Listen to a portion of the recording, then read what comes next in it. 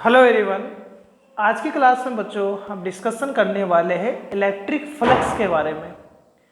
Electric flux क्या होता है और इलेक्ट्रिक फ्लक्स से रिलेटेड हम गाउस का लॉ पढ़ेंगे, वो नेक्स्ट क्लास में अपने पास आने वाला है। तो इस इलेक्ट्रिक फ्लक्स बहुत इंपॉर्टेंट टॉपिक अपने पास है गाउस के लॉ को समझने के लिए।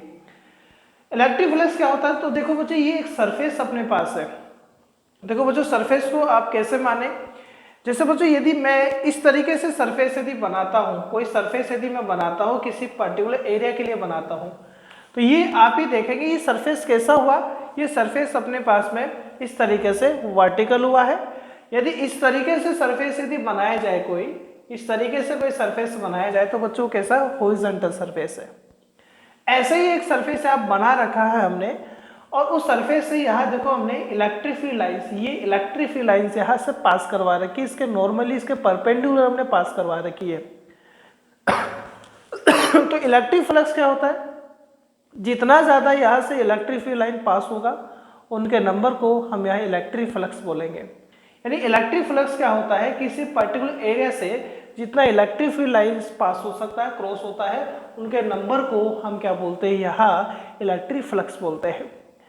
अब यदि हम बात करें कि इलेक्ट्रिक फ्लक्स को यदि मैथमेटिकली यहाँ रिप्रेजेंट करें, मैथमेटिक्स का फॉर्मूला यदि हम बताए, तो बच्चों यहाँ देखो क्या होता है। ये सरफेस है बच्चों अपने पास में, और ये सरफेस अपने पास में रखा हुआ, और इस सरफेस के परपेंडिकुलर, इस सरफेस के परपेंडिकुलर जो जैसे हम बात करें कि ये है अपने पास में हम एरिया की बात करें, हम एरिया की बात करें तो एरिया जो होता है बच्चों यहाँ वेक्टर क्वांटिटी होता है, और एरिया का जो डायरेक्शन होता है वेक्टर, तो डायरेक्शन होगा वो ऑलवेज सरफेस के परपेंडिकुलर रहेगा। जैसे हम बात करें कि ये सरफेस है बच्चों, ये हॉरिजॉन्टल सरफेस है, तो एरिया का डायरेक्शन इसके जस्ट परपेंडिकुलर इस तरीके से रहेगा। इसी तरीके से यदि हम बात करें इस तरीके से, ये वर्टिकल सरफेस है, तो इसका जो डायरेक्शन होगा वेक्टर का, एरिया वेक्टर का, वो या तो ऐसा रहेगा हॉरिजॉन्टली, या अपने पास ऐसे हॉरिजॉन्टली रहेगा। तो यहाँ ये सरफेस हमने इस तरीके से ले रखा, वर्टिकल ले रखा है, और इस सरफेस के परपेंडिकुलर ये एन के यानी एक वेक्टर ले रखा है। मैं मानता हूँ बच्चों ये वेक्टर एरिया क्या है, अपने पास डी ए ले लेते हैं।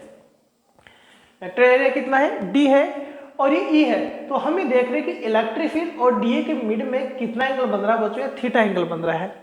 कितना एंगल यहाँ पर बन रहा है अपने पास, थीटा एंगल यहाँ पर बन रहा है। तो इलेक्ट्रिक फ्लक्स मैथमेटिकल क्या होता है, इलेक्ट्रिक फ्लक्स जो होता है बच्चों ई इलेक्ट्रिक फील्ड और वेक्टर एरिया क्या है बच्चों, डी ए, इसका डॉट प्रोडक्ट होता है। यानी इलेक्ट्रिक फील्ड और वेक्टर एरिया का कैसा प्रोडक्ट, डॉट प्रोडक्ट जो होता है वो इलेक्ट्रिक फ्लक्स कहलाता है। यानी हम ये कह सकते हैं बच्चों यहाँ कि यदि हम डॉट प्रोडक्ट कर रहे हैं तो जो फ्लक्स है, इलेक्ट्रिक फ्लक्स जो होता है वो कैसा क्वांटिटी होता है, स्केलर क्वांटिटी होता है। Electric flux is a scalar, ये अपने पास में स्केलर क्वांटिटी होता है। तो यहाँ ई और डी ए के मिड में यदि एंगल अपने पास बच्चों कितना हो, थीटा हो, यदि थीटा एंगल होगा तो फाई ई अपने पास क्या होगा, ई डी ए कितना होगा, कोस थीटा होगा।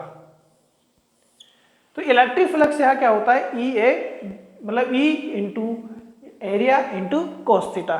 थीटा यहाँ ई और एरिया, यानी थीटा जो होगा बच्चों ई और एरिया के मिड में बनने वाला अपने पास एंगल होगा। अब यदि हम इसका आगे डिस्कशन करें, इसके यूनिट को देखते हैं, इसके डायमेंशन को देखते हैं, और हम इसकी कुछ कंडीशन को देखेंगे। देखिए सबसे पहले हम देखते हैं यहाँ यूनिट की यदि हम बात करें तो बच्चों देखो फ्लक्स क्या आ रहा है, ई यानी इलेक्ट्रिक फील्ड। इलेक्ट्रिक फील्ड जो होता है वो एक तो होता है बच्चों न्यूटन पर कूलम। कैसे, फोर्स क्या होता है बच्चों, जैसे इलेक्ट्रिक फील्ड का हम बात करें तो इलेक्ट्रिक फील्ड होता है फोर्स अपॉन चार्ज, तो यहाँ से न्यूटन पर कूलम होता है। इंटू क्या है, एरिया है, तो एरिया के अकॉर्डिंग बच्चों क्या हो जाएगा, मीटर स्क्वायर हो जाएगा। तो एक तो यहाँ फ्लक्स का यूनिट क्या हुआ, न्यूटन इंटू मीटर स्क्वायर पर कूलम हो गया। एक यदि हम बात करें, एक तो अपने पास ये है, और सेकंड यूनिट का यदि हम बात करें तो बच्चों इलेक्ट्रिक जो फील्ड होता है, एक होता है V equals to E D से भी दिया जाता है। V यहाँ पोटेंशियल है, E इलेक्ट्रिक फील्ड है, D या डिस्टेंस है। So E equals to V by D होता है। V यानी वोल्ट और D यानी डिस्टेंस यानी मीटर। तो यहाँ इलेक्ट्रिक फील्ड का एक यूनिट होता है बच्चों वोल्ट पर मीटर भी होता है, इंटू एरिया है, तो एरिया क्या होता है बच्चों, मीटर स्क्वायर होता है। 1 मीटर से मीटर कैंसिल हो गया, तो वोल्ट इंटू मीटर भी होता है। तो देखो बच्चों, वोल्ट पर मीटर तो इलेक्ट्रिक फील्ड का यूनिट होता है बट वोल्ट इंटू मीटर अपने पास में इलेक्ट्रिक फ्लक्स का यूनिट होता है। यहां से हम डायमेंशन भी देख सकते हैं इसका, यहां डायमेंशन हम देखें तो वो जो न्यूटन यानी फोर्स क्या होता है, m1 L1 T-2 होता है, इंटू मीटर स्क्वायर, लेंथ का स्क्वायर हो गया, L2 हो गया, कुलाम यानी चार्ज का क्या होता है बच्चों, A1 एंड T1 होता है। यदि हम इसको देखें तो ये आ जाएगा बच्चों m1 L3, L1 और L2 L3 हो गया, T1 ऊपर जाएगा तो माइनस का हो जाएगा -3 और A-1, ये इसका क्या हो चुका है, डायमेंशन हो चुका है। बात समझ में आ रही है। अब हम इसका कंडीशन देखते हैं। तो कंडीशन हम एंगल की कंडीशन देखेंगे बच्चों, थीटा हम 0 डिग्री, 90 डिग्री, 180 डिग्री, और उसके अकॉर्डिंग जो डायग्राम बन सकता है फ्लक्स का, मतलब इलेक्ट्रिक फील्ड लाइंस का सरफेस के साथ, वो हम देखते। तो देखते हैं बच्चों, कंडीशन अपने पास क्या होता है। फर्स्ट कंडीशन, थीटा कितना हो, 0 हो। थीटा 0 का मीन होगा बच्चों इलेक्ट्रिक फील्ड एंड जो एरिया है उसके मिड में एंगल कितना है, या 0 है। तो फर्स्ट कंडीशन, इफ थीटा कितना हो अपने पास, 0 डिग्री हो। अच्छा, थीटा 0 कैसे होगा, चलो बनाते हैं हम। ये सरफेस है बच्चों मेरे पास में, और ये यहां से पास होने वाली इलेक्ट्रिक फील्ड लाइन से, ये इलेक्ट्रिक फील्ड लाइन से, और मतलब अपने पास में ऐसा सरफेस है, इलेक्ट्रिक फील्ड लाइन ऐसे पास हो रही है, बिल्कुल इस तरीके से पास हो रही है, जैसे इसके परपेंडिकुलर जा रही है। अब एरिया जो होगा, एरिया का जो डायरेक्शन होता है बच्चों वो सरफेस के परपेंडिकुलर रहता है, तो एरिया यहाँ वेक्टर एरिया अपने पास यहाँ रह गया। तभी तो बच्चों दोनों के मिड में एंगल कितना रहेगा, यहाँ दोनों के मिड में एंगल कितना रहेगा, 0 डिग्री। यानी E और D यानी वेक्टर एरिया और इलेक्ट्रिक फील्ड दोनों यहाँ सेम डायरेक्शन में है। सेम डायरेक्शन में तो यहाँ फ्लक्स कितना होगा, यहाँ फ्लक्स होगा बच्चों EDS कोस 0 डिग्री। सो फ्लक्स यहाँ कितना आ गया, EDS, क्योंकि कोस 0 डिग्री कितना होता है, 0। तो यह फ्लक्स पॉजिटिव में आ रहा है, यह फ्लक्स क्या आ रहा है, पॉजिटिव में आ रहा है।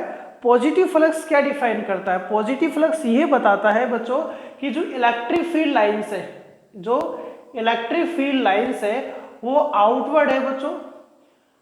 कैसा, वो आउटवर्ड है, कहां से, फ्रॉम सरफेस या एरिया से।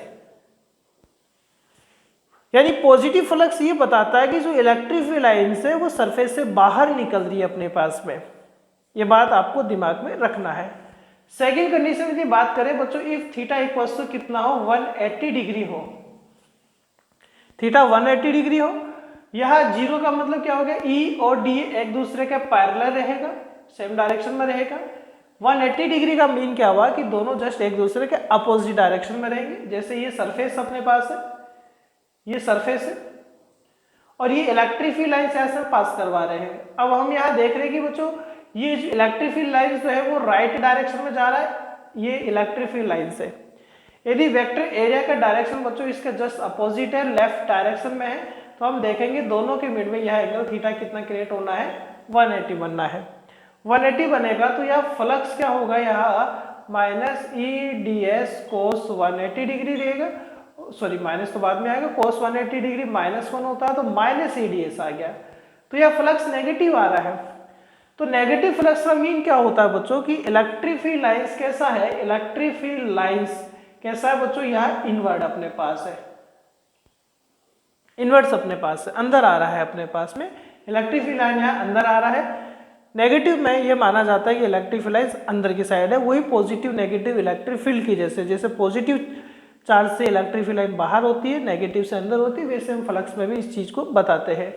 यदि बच्चों थीटा 90 डिग्री हो, थीटा अपने पास कैसा हो, 90 डिग्री हो, 90 डिग्री का मीन क्या हुआ, चलो हम उसका डिस्कशन करते हैं, डायग्राम बनाते हैं। जैसे ये चलो ऐसे ही सरफेस हम बना देते हैं। अब एरिया तो बच्चों जस्ट सरफेस के परपेंडिकुलर रहेगा, लेकिन मान लो इलेक्ट्रिक फील्ड लाइन ऐसे पास हो रही है, जस्ट इस तरीके से पास हो रही है, ये देखिए आप। इलेक्ट्रिक फील्ड लाइंस कैसे है बच्चों, वर्टिकल है, लेकिन जो एरिया है वो हॉरिजॉन्टल अपने पास है। तो एंगल यहाँ कितना बनना है, 90 बनना है। एंगल 90 बनेगा तो फ्लक्स क्या होगा बच्चों, यहाँ EDS कोस 90 होगा, और कोस 90 0 होता है तो फ्लक्स क्या होगा, 0 होगा। तो यह फ्लक्स जीरो है तो इसका मीन क्या है, यह फ्लक्स जीरो है, इसका मीन ये हुआ कि बच्चों incoming electric field lines equal होगी आउटगोइंग इलेक्ट्रिक फील्ड लाइंस के।